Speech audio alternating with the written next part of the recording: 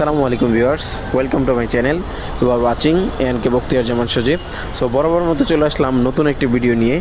আজকের ভিডিওতে আমি আলোচনা করব বাইক কিভাবে পলি করতে হয় এবং টোটাল বাইক পলি করার ভিডিওটা আপনাদের সাথে শেয়ার করব। তো অনেকের কাছে আসলে প্রশ্ন থাকতে পারে যে বাইক কেন পলি করতে হয় বা বাইক পলি করলে কোনো সমস্যা হয় কি না। আসলে ভাই, বাইকের উপরে যাতে কোনো স্ক্র্যাচ না পড়ে সেই জন্যই মূলত বাইক পলি করা হয়। আর এছাড়া বাইক পলি করলে সবসময় আপনার বাইকের লুকটা একটু অন্যরকম থাকবে।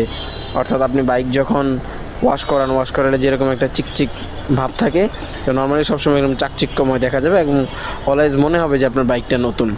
এইটা। আর আরেকটা বিষয় হচ্ছে, বাইক যখন পলি করে তখন বাহিরের যে ধুলাবালিগুলো সেগুলো সব পলির উপরেই পড়ে। আপনি একটা পলি করছেন, এটা আপনি 8 মাস, 9 মাস, 10 মাস, 3 বছর পর্যন্ত লাগাই রাখছেন।